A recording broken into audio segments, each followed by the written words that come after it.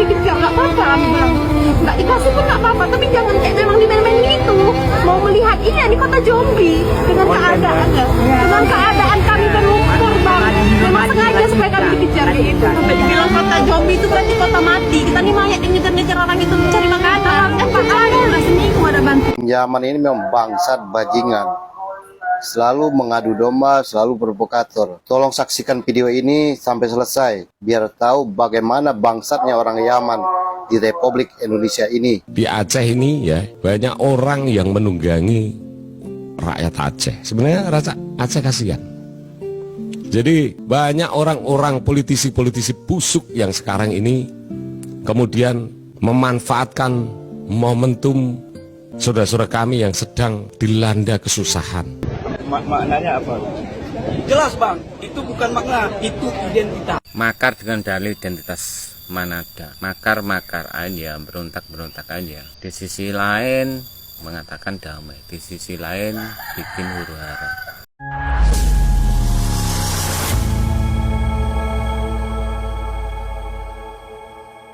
Assalamualaikum warahmatullahi wabarakatuh, saudara-saudaraku sebangsa dan setanah air. Dimanapun kalian berada, semoga kalian selalu dalam kondisi sehat walafiat ya. Berjumpa lagi dengan saya di Gaspol Update. Kami bukanlah buzzer pihak manapun, kami hanya menyajikan keputusan ada di tangan Anda. Teman-teman, ini ada video yang menurut saya cukup menarik ya, yakni tentang warga Aceh asli ya. Kenapa saya katakan warga Aceh asli? Ya karena selama ini warga Aceh yang banyak membacot di media sosial adalah mereka-mereka yang tidak terdampak banjir ya. Dan kali ini warga Aceh yang benar-benar terdampak banjir, makanya saya sebut asli, akhirnya mereka menyampaikan kekecewaannya terhadap banyak konten kreator yang memberikan bantuan kepada mereka, tetapi semacam sengaja tidak menghormati mereka sebagai manusia. Kurang ajar. Para korban bencana katanya ya sengaja disuruh mengejar bantuan yang mereka berikan. Lagi-lagi kemungkinan besar ini menurut saya adalah bagian dari skenario busuk untuk memberikan kesan bahwa rakyat Aceh sangat menderita dan pemerintah tidak peduli, sampai-sampai mereka para korban bencana berlarian meminta bantuan. Padahal sebetulnya itu semua hanya settingan, sengaja dibuat untuk kepentingan konten dan kepentingan politisasi tertentu. Jadi teman-teman waspadalah ya, waspadalah dengan kabar-kabar yang disampaikan oleh konten-konten kreator kurang beradab itu. Nah, bagaimanakah videonya dan bagaimanakah respon netizen? Mari kita tonton bersama. Kemudian mari kita komentari bersama di bagian akhir video. Ini dia. Maknanya apa? Jelas bang, itu bukan makna, itu identitas. Makar dengan dalih identitas Manada, makar-makar aja, berontak-berontak aja. Di sisi lain mengatakan damai, di sisi lain bikin huru-hara, di sisi lain maki-maki, di sisi lain cari perhatian, di sisi lain ngungkit-ngungkit, nuntut-nuntut, di sisi lain butuh. Aneh kalian itu. Baik gini loh, jika memang mampu rebut merdeka, nanti kalau misalkan Indonesia ingin merebut Aceh ya jangan salahkan kalau merasa Aceh itu milik Indonesia, tapi dengan cara berebut aja, dengan cara perang, jika memang itu menurut saya solusi gitu loh. Dan saya sebagai warga negara Indonesia, saya sebagai warga yang taat pada hukum, ya semua sesuai prosedur. Dan jika memang diharuskan harus berjuang, saya siap sebagai orang Jawa, saya siap sebagai orang Indonesia, memang itu diharuskan untuk berjuang. Apalagi untuk melawan Aceh, saya siap. Oke. Waduh, ya jangan sampai begitulah Bang ya. Melawan Aceh, saya siap ya. Itu harus dihindari karena itu tidak ya, itu bukan solusi begitu teman-teman ya, karena kita pernah juga menetapkan Aceh itu sebagai DOM ya, daerah operasi militer, karena memang pada saat itu gerakan Aceh Merdeka sangat ya masif dan membabi buta, melakukan gerakan dalam tanda kutip begitu ya, pembunuhan terhadap polisi, TNI di beberapa tempat begitu. Dan kalau bisa janganlah itu terulang lagi ya, karena yang namanya perang itu nggak ada yang diuntungkan. Yang diuntungkan adalah yang nggak ikut perang. Coba bayangin ya kan, perang antara GAM dengan Indonesia ibaratnya. Yang perang itu nggak ada yang untung. Yang untung adalah yang nggak ikut perang ya, aktor intelektual di baliknya. Itu jangan sampai kita kembali lagi ke suasana seperti beberapa puluh tahun yang lalu ya. Lanjut. Nah, banjir itu udah dibilang kota zombie. Jadi rata-rata relawan keluar Bang kalau masuk daerah kami ini yang agak ke dalam. Itu kayak sengaja gitu, kayak sengaja mau melihat bener nggak ini kota zombie. Jadi ngasih tarik ulur supaya kita mengejar. Kami bilang jangan kayak gitu Bang, kami manusia. Kami bilang abang campak aja nggak kami kejar, nggak apa-apa. Kami bilang nggak dikasih pun nggak apa-apa, tapi jangan kayak memang dimain-main gitu.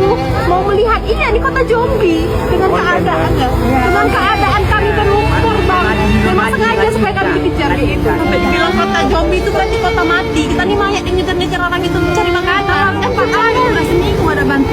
Nah ya, kan sudah saya noti sejak awal, mereka itu datang hanya ingin menjatuhkan pemerintah, bukan misi kemanusiaan. Kebanyakan dari mereka para sakit hati kala pilpres. Masyarakat Aceh Tamiang kesal dengan relawan, influencer, dan konten kreator dari luar Aceh karena membawa bantuan untuk mempermainkan dan menyamakan mereka dengan negara Philadelphia, Amerika Serikat. Kan anjing banget. Nah, ini adalah pernyataan netizen yang ditulis di badan videonya. Dari pernyataan warga Aceh asli ini barusan, kita sudah tidak lagi bertanya-tanya apa yang sebenarnya terjadi di Aceh sana ya. Sudah jelas ya, ada upaya politisasi yang sangat busuk sekali, bahkan untuk memberikan efek bahwa masyarakat Aceh ini belum mendapatkan bantuan, mereka saat ini masih kelaparan. Itu sengaja dengan cara memberikan bantuan, tetapi mereka disuruh mengejar, kemudian divideokan. Ini kan Bang Suat namanya. Astagfirullah ya. Lanjut. Yaman ini memang bangsat bajingan, selalu mengadu domba, selalu provokator. Tolong saksikan video ini sampai selesai, biar tahu bagaimana bangsatnya orang Yaman di Republik Indonesia ini. Provokasi Fadly Assegaf di tengah bencana. Beredar video dari orang yang tidak bertanggung jawab yang mencari panggung dengan menyebar informasi palsu yang memprovokasi masyarakat untuk menyudutkan BNPB. Info palsu tersebut dibuat oleh Fadly Assegaf yang mengatakan tenda BNPB baru didirikan 2 hari. Berikut videonya. Saya Fadly Assegaf. Kebetulan saya saat ini berada di Kampung Lubuk Sidup di Aceh Tamiang. Nah, ini ada tenda dari BNPB dan pengakuan warga setempat, tenda ini baru didirikan 2 hari kemarin. Ini tanggal 13 Desember. Nah, jadi 2 hari kemarin ini tenda baru didirikan. Karena apa? Mungkin karena Bapak Presiden Prabowo mau datang ke Aceh Tamiang kemarin. Nah, pengakuan dari orang ini tenda hanya formalitas, dengar ya, hanya formalitas. Ini nggak ada yang nempati. Jadi nggak ada yang nempati. Padahal, kenyataan di lapangan saat siar hari tenda tersebut memang sering kosong karena warga yang terkena musibah banjir dan longsor sudah mulai bekerja membersihkan lingkungan di siang hari, dan di tenda terakhir ada beberapa orang yang sedang menata barang di dalam tenda yang didirikan BNPB. Terkait video viral di desa Bapak Lubuk Sidup yang mana dikatakan tenda-tenda pada kosong, masyarakat tidak mau mengisinya. Bagaimana tanggapan Bapak mengenai hal itu? benar. Tidak benar ya Pak? Tidak benar. Sebenarnya masyarakat di sini sangat membutuhkan. Hanya saja pada saat kejadian itu kan proses masih pembuatan. Warga yang menempati itu masih melangsir barangnya untuk ke tenda. Itu yang benarnya. Terkait kemarin kan ada video viral Mak, bahwasanya tenda-tenda di sini kosong. Makanya itu saya datang mau jumpai Mama. Ternyata alhamdulillah kan tenda-tenda ini semuanya terisi ya Mak ya. Iya. Kemarin Kalau ada yang ini, bilang ini anak mantu saya kan sebaik dapat itu. Orang kami ngungsi itu rumahnya kecil berapa kakak di situ. Iya. Empit-empitan nggak bisa tidur juga. Iya. Berarti kan nggak benar dibilang di video itu bahwasanya masyarakat nggak mau tidur di tenda, sedangkan masyarakat sangat membutuhkan tenda ya Mak ya. Iya. Tenda yang sudah masuk itu totalnya ada 30. Kekurangannya Pak? Kekurangannya mohon bantuannya 50. 50, jadi total 80 tenda ya. Itu minimal ya Pak ya? Minimal, itu minimal Pak. Iya, iya, iya. Lebih ya baik. alhamdulillah ya Pak Lebih ya. banyak lebih baik karena jumlah kakak kami di sini itu ada 152. Fadli Assegaf merupakan contoh nyata provokator yang memanfaatkan momen untuk membuat situasi panas di tengah musibah Sumatera. Jangan termakan isu yang memecah belah bangsa yang dilakukan orang-orang yang tidak ingin bangsa ini akur. Ya, jadi kemungkinan besar salah satu influencer yang disebut oleh warga Aceh asli tadi yang baru saja dikomentari oleh netizen barusan ya, sepertinya salah satunya ya kan yang mempolitisasi yang mengkapitalisasi bencana yang dialami oleh saudara-saudara kita di Aceh sana ya. Dan kata netizen barusan ya keturunan negara tertentu gitu katanya buang SWAT gitu ya. Ya seperti itulah menurut mereka. Nah menurut teman-teman bagaimana? Saya sih no comment ya, karena saya tidak mau menambah keruh suasana di saat ya suasananya memang sudah keruh itu. Lanjut. Buat para wartawan dan para konten kreator yang turun langsung ke lokasi bencana, bisa nggak sebelum membuat narasi dipastikan dulu kebenarannya. Jangan asal buat, selesai edit langsung upload. Biasakan cek and recheck, jangan bikin kesimpulan sendiri atas informasi yang belum pasti. Kasihan tuh masyarakat, kasihan para petugas di lapangan, kasihan pemerintah yang seharusnya fokus menangani korban dan pemulihan infrastruktur yang rusak, jadi sibuk klarifikasi narasi yang kalian buat. Ini ada lagi nih, ramai diberitakan pemerintah Aceh surati UNDP dan UNICEF minta bantuan penanganan bencana. Beberapa konten kreator ikut-ikutan, narasi dikembangin sendiri, ditafsirkan sendiri, disimpulkan sendiri, seolah-olah surat itu bentuk ketidakkompakan antara pemerintah daerah dan pemerintah pusat. Narasi itu keliru dan menyesatkan. Apalagi kalau narasi itu sudah ditangkap sama para pembenci, digoreng sampai gosong sama akun-akun anonim, tambah tersesatlah publik ini.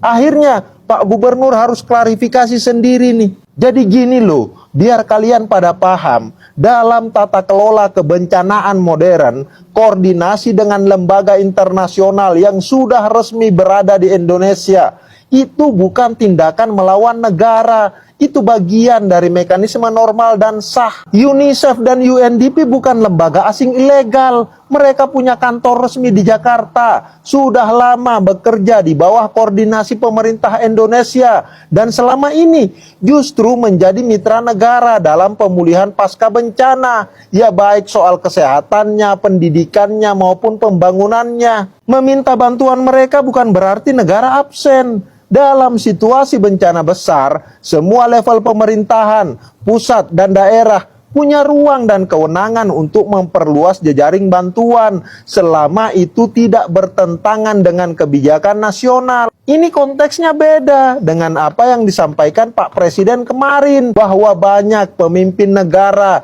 yang kontak beliau untuk memberikan bantuan tapi beliau tolak. Nah konteks ini dibedakan nih dengan surat kepada UNDP maupun UNICEF. Surat Pemda Aceh itu harus dibaca sebagai langkah administratif dan antisipatif, bukan manuver politik.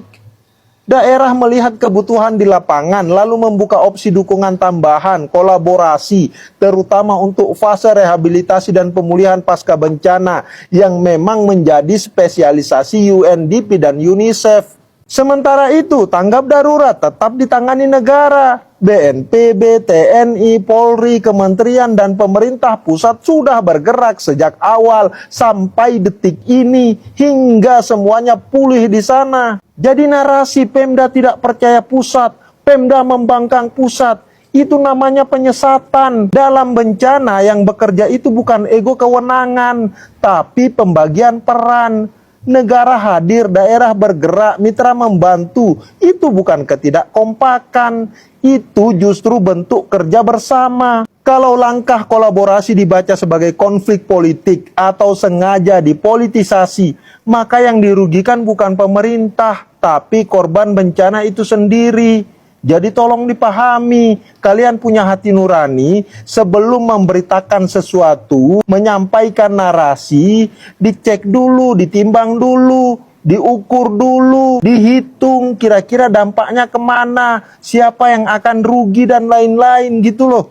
Tolong dipahami, thank you. Nah, ya. Ini berbanding lurus ya dengan apa yang disampaikan oleh netizen barusan, berbanding lurus dengan apa yang disampaikan di bagian depan tadi oleh warga Aceh asli yang terdampak bencana. Ya, intinya satu kata, satu kalimat menurut saya, jangan percaya influencer, jangan percaya konten kreator ya dari luar Aceh yang datang ke Aceh ya, seolah-olah membawa misi kemanusiaan, membawa bantuan. Bisa jadi mereka ini semua membawa misi dari pihak sponsor, dari pihak yang mendanai mereka ya, mendanai mereka untuk datang ke Aceh gitu kan. Nah, karena apa ya, baru saja kita saksikan bareng-bareng apa yang disampaikan oleh netizen barusan ya, seorang pengamat politik media sosial gitu. Banyak sekali yang disampaikan itu hanya bersifat provokatif, bukan salah loh ya. Salah itu beda dengan provokatif. Provokatif itu sengaja salah dengan tujuan menggiring opini ya. Jadi ada efek yang ingin dicapai.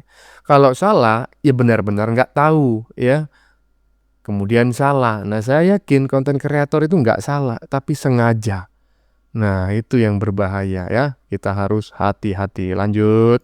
Di Aceh ini ya, banyak orang yang menunggangi rakyat Aceh. Sebenarnya rakyat Aceh kasihan. Jadi banyak orang-orang politisi-politisi busuk yang sekarang ini kemudian memanfaatkan momentum saudara-saudara kami yang sedang dilanda kesusahan. Banyak rumah-rumah saudara kami yang ada di Pulau Sumatera, baik itu di Aceh, Sumatera Utara, Sumatera Barat.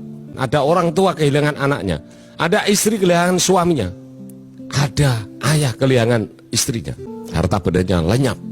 Tapi yang paling kejam adalah ketika bencana alam yang ada di Sumatera Utara, Sumatera Barat, dan Aceh kemudian dipolitisasi politisi-politisi busuk yang kepingin berkuasa di negara kita. Nah, ini yang harus kita lawan mereka. Bahkan Pak Mualim, kader Partai Gerindra, Gubernur Aceh, itu kemudian difitnah ya, disebarkan berita hoax seolah-olah Mualim menyurati PBB, padahal itu fitnah. Siapa yang melakukan? Tai. Siapa itu? Tai. Ternak Anies Indonesia. Kemudian ada Terbo, ternaknya Kerbo. Kemudian ada orang-orang yang benci Pak Prabowo. Dan tujuannya apa? Mendowngrade Pak Presiden, agar supaya seolah-olah Pak Presiden tidak peka terhadap kondisi bangsa ini. Dan patut diduga bahwa gerakan ya menggoreng masalah bencana alam yang kaitan dengan bencana alam harus dipaksa untuk menjadi bencana nasional. Itu adalah pihak-pihak oligarki yang sedang dirampas tanah rampasannya, para penambang ilegal, para pejabat korup, agen proksi asing. Untuk itu kita lawan mereka, saudaraku. Nah, pejabat korup, agen proksi asing. Nah, pejabat korup ini boleh tahu nggak Pak ya, siapa gitu loh, dari partai mana? Apakah partai yang sekarang katanya mengirim kapal perang itu, kapal laut yang berisi rumah sakit apung itu? Iya, ya. Jadi memang faktanya bencana Aceh ini banyak sekali yang menunggangi, dan yang menunggangi seperti yang disampaikan oleh Pak Kumis barusan bukan hanya berasal dari dalam negeri, tetapi juga dari luar negeri yang saat ini memiliki kepentingan yang sama ya, dengan orang-orang di dalam negeri yang mungkin tidak puas dengan pemerintahan yang saat ini. Siapa itu Bang? Ya sudah bisa ditebak lah ya, pasti berasal dari lawan politiknya Prabowo yang saat ini ya mungkin bersatu dengan proksi asing yang punya kepentingan juga di Indonesia. Jadi kita harus hati-hati teman-teman ya. Bagaimana menurut kalian? Keputusan ada di tangan Anda. Silakan tulis di kolom komentar baik Anda yang setuju maupun yang tidak setuju dengan isi konten ini. Sebelumnya saya memohon maaf ya jika dalam penyajian konten ini ada kata-kata yang menyinggung, kurang tepat penggunaannya, atau ada data yang dianggap keliru atau salah. Saya memohon maaf yang sebesar-besarnya. Kita jumpa lagi di lain video. Salam NKRI.